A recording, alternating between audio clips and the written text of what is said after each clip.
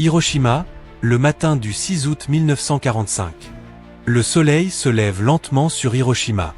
Il est un peu plus de 6h30 du matin. La ville, nichée entre les montagnes et traversée par plusieurs rivières, s'éveille dans une atmosphère de chaleur moite. Les habitants commencent leur journée sans se douter du cauchemar qui approche. Des enfants en uniforme partent pour l'école, des commerçants ouvrent leurs échoppes, des ouvriers se rendent au travail, tandis que les sirènes d'alerte, si fréquentes les jours précédents, ne se font pas entendre. La guerre semble lointaine ici. Contrairement à Tokyo ou Osaka, Hiroshima n'a pas encore été bombardée. Certains pensent même que la ville est épargnée volontairement par les Américains, peut-être parce qu'elle abrite des sanctuaires religieux ou une population civile jugée stratégique. À l'aube, dans les quartiers résidentiels, des familles prennent leur petit déjeuner. Les radios diffusent de la musique traditionnelle et des bulletins de guerre. Rien ne laisse présager l'imminence de l'événement qui va marquer à jamais l'histoire de l'humanité. À plus de 9000 mètres d'altitude, invisible à l'œil nu, un avion approche. Il porte un nom anodin peint sur son fuselage, Enola Gay. À son bord, une équipe de militaires américains, concentrés, silencieux. À l'arrière de l'appareil, dans une soute spéciale, une bombe au potentiel dévastateur attend son moment. Son nom de code, Little Boy. Dans moins de 2 heures, le monde basculera dans l'ère nucléaire. En août 1945, la Seconde Guerre mondiale touche à sa fin. En Europe, Hitler est mort, Berlin est tombé, et l'Allemagne nazie a capitulé 3 mois plus tôt. Mais dans le Pacifique, le Japon continue de se battre avec une détermination farouche. Chaque île, chaque bataille coûte des milliers de vies. Pour les États-Unis, l'invasion du territoire japonais s'annonce comme un bain de sang inévitable. Depuis des mois, les bombardiers américains pulvérisent les grandes villes nippones. Tokyo, Osaka, Nagoya, les centres industriels et civils sont réduits en cendres par des pluies de bombes incendiaires. Pourtant, le Japon refuse de se rendre. Les dirigeants militaires japonais misent sur une résistance désespérée, quitte à sacrifier toute la population. En parallèle, dans le plus grand secret, les États-Unis ont lancé un projet scientifique sans précédent, le projet Manhattan. Démarré en 1939, ce programme mobilise plus de 130 000 personnes, scientifiques, ingénieurs, militaires, dans des installations dispersées à travers le pays. Leur objectif ? Créer une arme capable de forcer une reddition immédiate du Japon. Une bombe qui ne se contente pas de détruire, mais qui terrifie. En juillet 1945, dans le désert du Nouveau-Mexique, la première bombe atomique de l'histoire explose lors du test Trinity. Le résultat dépasse toutes les attentes. Le président américain Harry Truman comprend aussitôt. Cette arme peut mettre fin à la guerre et placer les États-Unis au sommet de l'ordre mondial. Le 26 juillet, les Alliés lancent la déclaration de Potsdam, exigeant la reddition inconditionnelle du Japon sous peine de destruction rapide et totale. Le gouvernement japonais, divisé, hésite.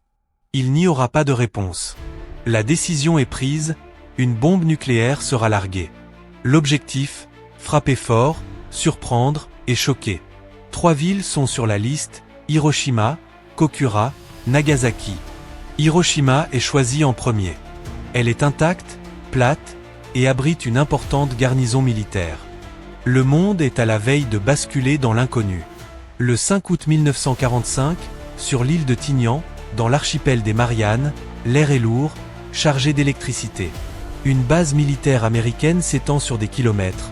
Des pistes d'aviation, des baraquements, et des hangars abritant les plus grands bombardiers jamais construits. C'est ici que se prépare la mission la plus secrète et la plus lourde de conséquences de toute la guerre, l'opération Centerboard. Dans le hangar 1, un bombardier B-29 est en préparation. Il s'appelle Enola Gay, baptisé du nom de la mère de son pilote, le colonel Paul Tibet. L'équipage est trié sur le volet, 12 hommes, tous entraînés dans le plus grand secret. Aucun ne sait exactement l'ampleur de ce qu'il transporte. Seul Tibet, le bombardier Thomas Ferebee et le capitaine William Parsons, responsables de l'arme, connaissent la nature réelle de la mission. La bombe nucléaire, surnommée Little Boy, mesure près de 3 mètres de long et pèse plus de 4 tonnes. Chargée des uranium-235, c'est une arme jamais utilisée auparavant. À la veille de la mission, elle est assemblée sur place et installée délicatement dans la soute de l'Enola Gay. Toute l'opération est suivie par des ingénieurs du projet Manhattan. Le briefing final a lieu dans la nuit du 5 au 6 août. L'objectif, Hiroshima, une ville d'environ 350 000 habitants, considérée comme un centre militaire et industriel.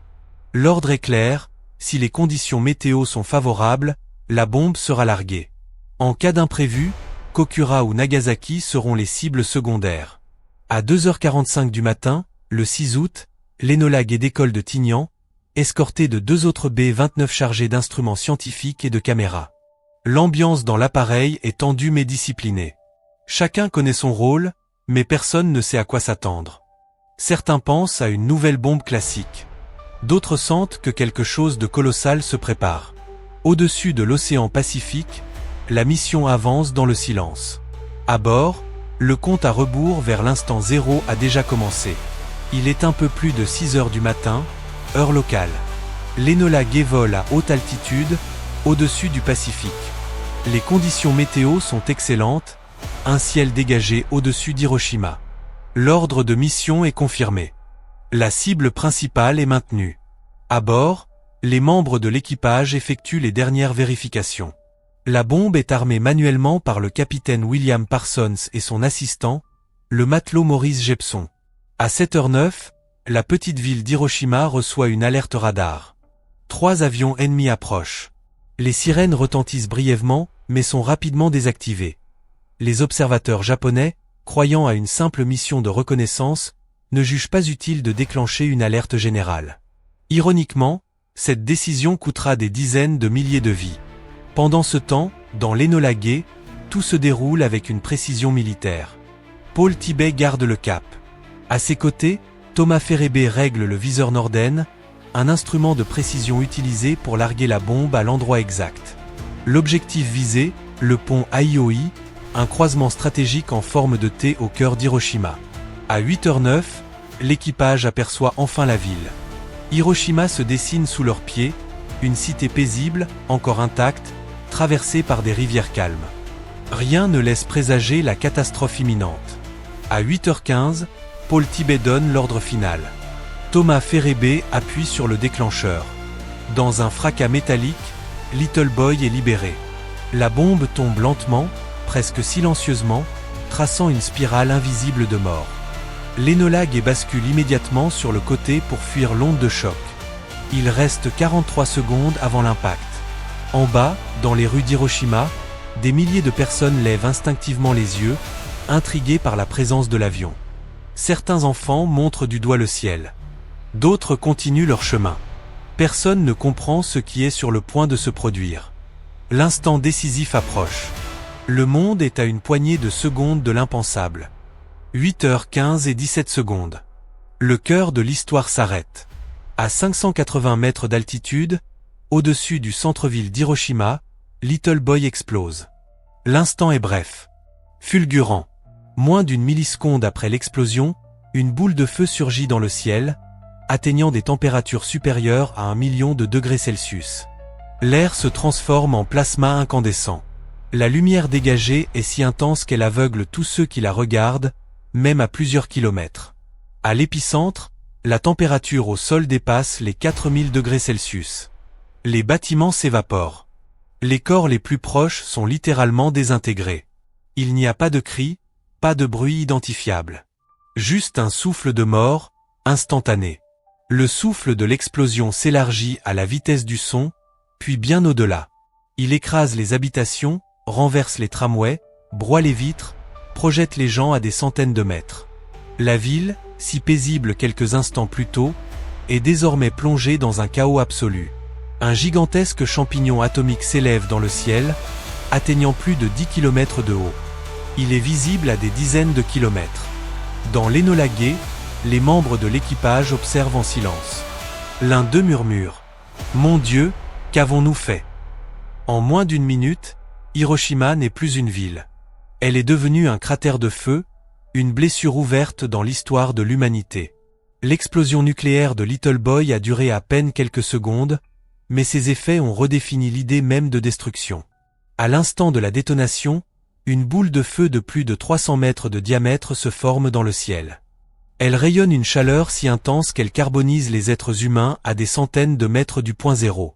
Les ombres de certaines victimes sont littéralement imprimées sur les murs, gravées dans la pierre par l'intensité lumineuse.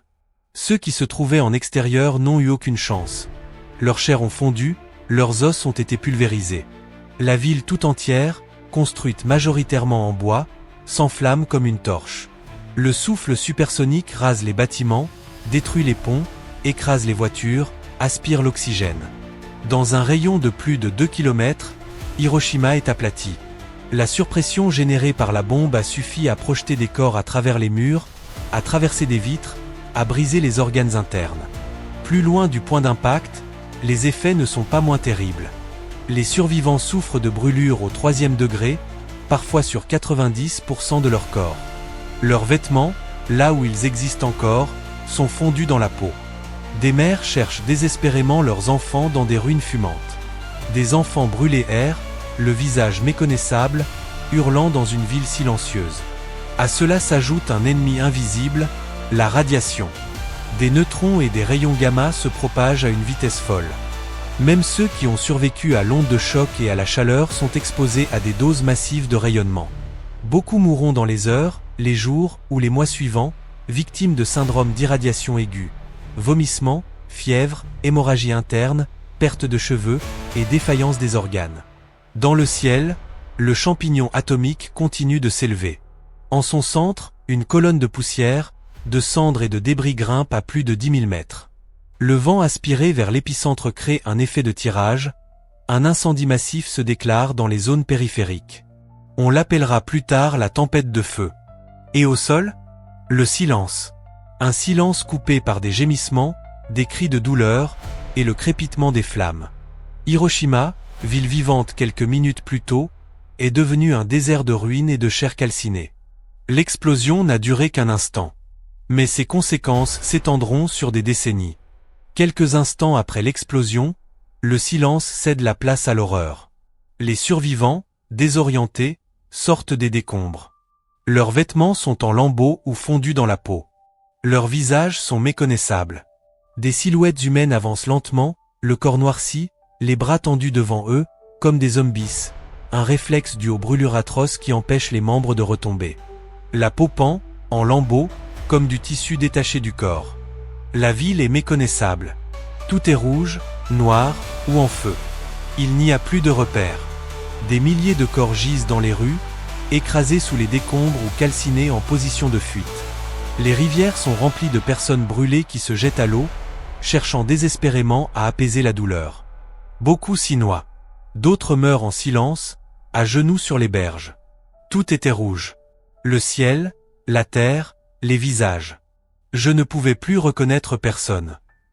Témoignage d'un survivant, alors adolescent. Les hôpitaux sont détruits. Les médecins, eux aussi blessés, improvisent des soins à même le sol. Les instruments manquent. On arrache des bandages à partir de rideaux. Des infirmiers agonisants tentent encore de secourir d'autres victimes. Le sol est jonché de débris, de membres arrachés, de sang. Des enfants pleurent à côté des corps de leurs parents. Des parents hurlent en tenant leurs enfants morts. Dans les campagnes environnantes, des témoins observent la colonne de fumée qui s'élève dans le ciel, incompréhensible, presque surnaturelle. Personne ne sait ce qu'il s'est passé. Certains pensent à un nouveau type de tremblement de terre. D'autres croient à une punition divine. Le mot bombe atomique n'existe pas encore dans l'esprit des Japonais. Pendant ce temps, les membres de l'Enola Gay observent de loin la scène, incapables d'imaginer ce qu'ils ont réellement provoqué au sol. Aucun ne parle. Le silence est pesant. À Hiroshima, l'air est irrespirable. La ville brûle, saigne, hurle. Ceux qui respirent encore la poussière radioactive sont déjà condamnés, sans le savoir. Et ce n'est que le début. La ville mettra des semaines à enterrer les morts, des années à compter les disparus, et des générations à porter les cicatrices. Pendant que Hiroshima est en train de mourir, le reste du monde ne sait encore rien. À Washington, la nouvelle arrive au Pentagone dans la matinée du 6 août. L'opération a réussi. Le message codé. Le bébé est né à 8h15. Suffit à confirmer que Little Boy a explosé au-dessus de sa cible. Le président Harry Truman, en voyage à bord du croiseur USS Augusta, reçoit la confirmation. Il sourit. La guerre, pense-t-il, pourrait bientôt être terminée. Quelques heures plus tard, à 12 heures précises, la Maison-Blanche publie un communiqué historique. Le 6 août 1945, une bombe atomique a été larguée sur Hiroshima, une importante base militaire japonaise. Nous sommes désormais les maîtres d'une force jamais vue dans l'univers. Le ton est triomphal, presque clinique. Aucune mention des civils. L'objectif est de choquer le Japon, impressionner l'URSS, et montrer la supériorité technologique américaine. À l'intérieur du gouvernement américain, certains scientifiques du projet Manhattan sont bouleversés. Ils comprennent que leur création vient de réduire en cendres une ville entière. Dans le monde, la réaction est mélangée. En Europe, on parle de bombe miracle pour mettre fin à la guerre. En URSS, Staline prend la nouvelle avec un calme glaçant. Il ordonne immédiatement l'accélération du programme atomique soviétique. En Japon, c'est le vide. Les autorités n'ont aucune idée de ce qui a causé l'explosion. Les lignes télégraphiques sont coupées. L'armée dépêche une équipe d'enquêteurs qui arrive à Hiroshima le 7 août et reste sans voix. Le lendemain, le Japon réalise enfin qu'il a été frappé par une arme inconnue, dévastatrice, au pouvoir absolu. Un terme nouveau entre dans les dictionnaires. Bombe atomique.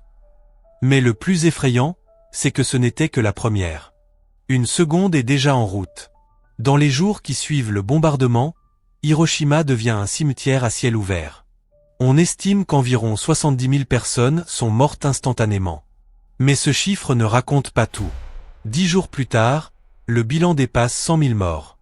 Et il continuera d'augmenter pendant des années. Les hôpitaux de la région, déjà en sous-effectif, sont débordés. À Hiroshima même, 90% des médecins sont morts ou blessés. Les établissements encore debout sont envahis de survivants. Des enfants brûlés, des adultes irradiés, des familles entières mutilées. Il n'y a ni médicaments, ni morphine, ni matériel chirurgical. On ampute à vif. On soigne avec de l'eau bouillie. Des moines, des civils, des étudiants en médecine improvisent des gestes de secours dans des écoles détruites ou des temples. Et puis il y a l'invisible. L'ennemi silencieux. Les radiations. Des milliers de survivants commencent à présenter des symptômes inconnus. Nausées, vomissements, saignements, fièvre extrême. Certains perdent leurs cheveux en une nuit. D'autres meurent sans blessure apparente. On ne comprend pas encore l'effet de la radioactivité, mais son empreinte est déjà partout. Des enfants irradiés naissent avec des malformations. Des cancers rares apparaissent chez les jeunes adultes. Les survivants portent un nom, les Hibakusha, littéralement personnes bombardées. Rejetés, stigmatisés, soupçonnés d'être contagieux, ils vivront des décennies de discrimination sociale et d'isolement. Beaucoup se tairont pendant des années. D'autres, au contraire, consacreront leur vie à témoigner, alerter, militer pour que jamais le monde n'oublie Hiroshima. Je suis en vie, mais je ne suis plus vraiment un être humain. On a tout emporté. Témoignage d'une Hibakusha, 1947. En août 1945, la science a ouvert la porte d'un monde nouveau. Mais pour les habitants d'Hiroshima, ce monde est un enfer. Après le souffle, la destruction et la mort, Hiroshima s'enfonce dans un silence lourd, presque irréel. Les rues, autrefois animées, sont désertes, jonchées de débris et de cendres. Les bâtiments qui n'ont pas été rasés sont noircis, calcinés, et le paysage urbain ressemble à un cauchemar post-apocalyptique. La vie semble s'être arrêtée, figée dans le temps. Pourtant, dès les semaines qui suivent, les survivants commencent à sortir de leurs abris, à fouiller les ruines à la recherche de proches ou de quelques effets personnels. La douleur, la peur et le désespoir les accompagnent, mais aussi une étrange détermination à reconstruire. Au fil des décennies, Hiroshima renaît lentement.